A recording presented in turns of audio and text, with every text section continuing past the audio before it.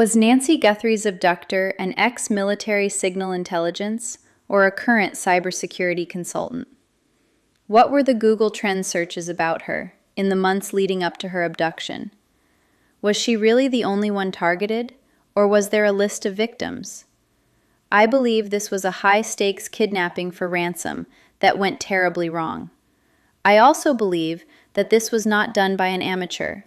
Earlier this week, police released some information that indicated that a few of Nancy's neighbors had a temporary Wi-Fi blackout, but it only affected their cameras that were facing Nancy's house, while all other Wi-Fi and cameras remained online. There are several devices that someone could use to accomplish this. First, there is a vehicle-mounted high-power jammer. To affect an entire neighborhood or multiple houses at once, a handheld device usually isn't enough. Several residents reported general connectivity issues across the street. This points to a larger, higher wattage jammer, likely hidden in a vehicle parked nearby, possibly the getaway vehicle. It would have been used to create a dead zone that would prevent any neighbor from receiving a motion alert on their phone. If your Wi-Fi is jammed, your phone never pings to tell you that someone is at your or your neighbor's door. Second is the handheld deauthentication tool.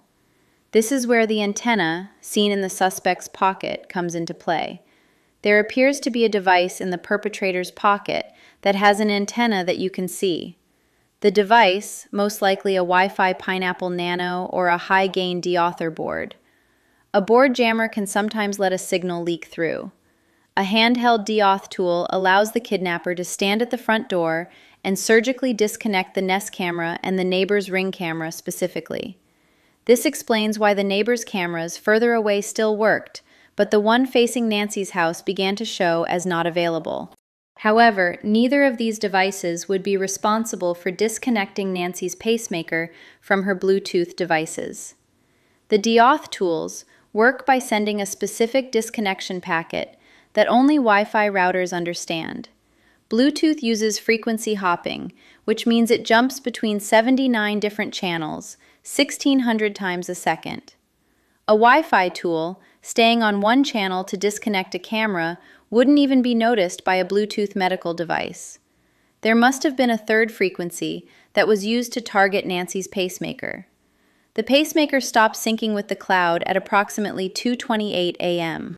A multi-band jammer, often called a prison jammer or a bomb jammer, can block Wi-Fi, cell, and Bluetooth signals simultaneously.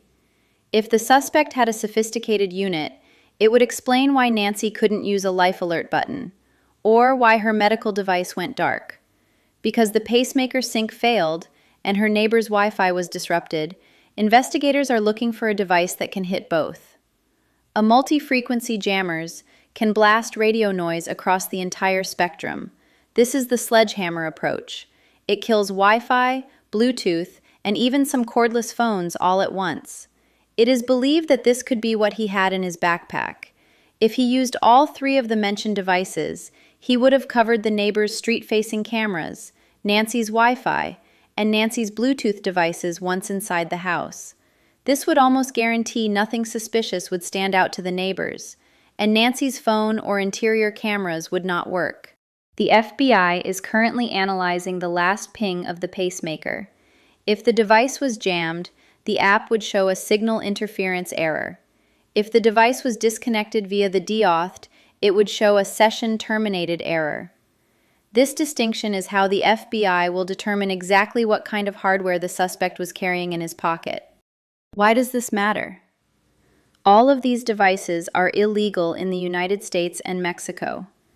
Anyone caught using them for anything other than their employment would face serious federal charges. While there is a black market, they are very difficult to find, and many people don't know how to operate them.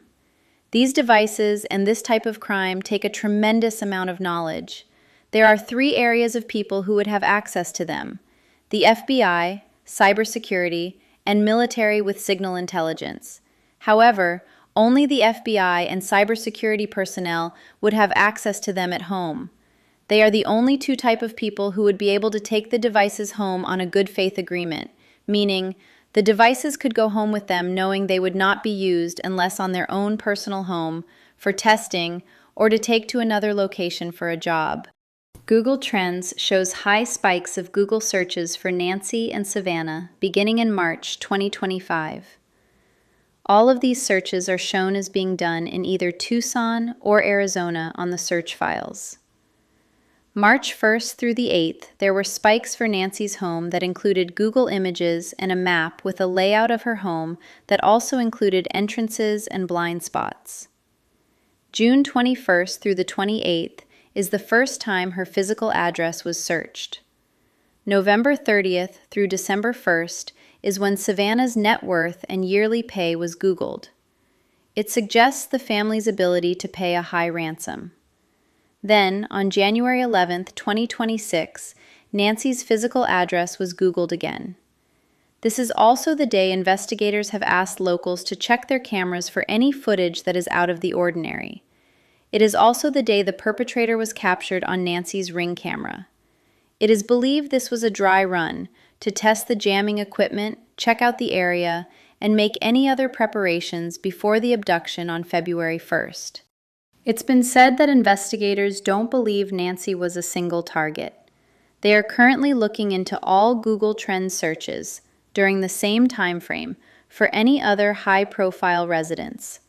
If searches indicate other people were being searched, it could mean they went down their list and determined Nancy was the best option, given Savannah's wealth, Nancy's age, and the fact that she lived alone.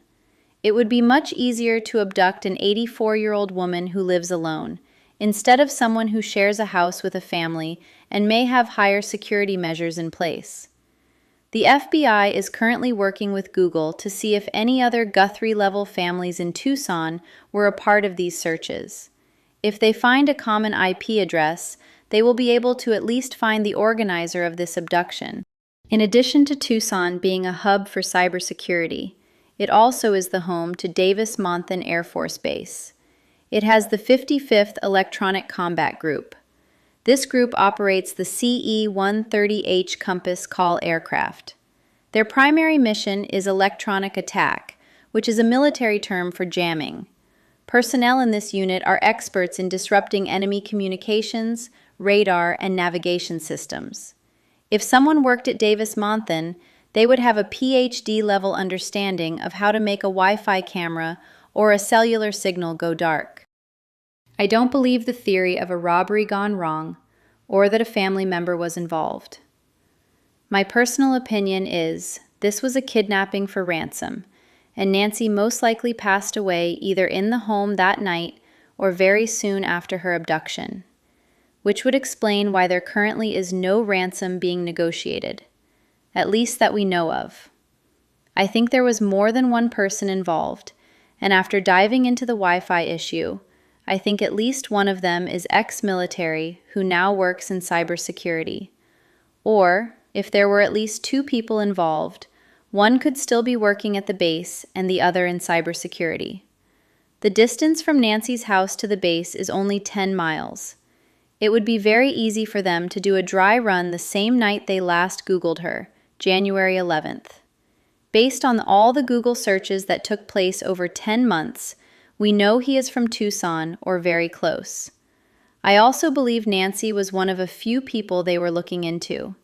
She just happened to be the best target on the list. So tell me, what do you think? Drop it in the comments. I'd love to hear your theory. Don't forget to like and subscribe for more content like this.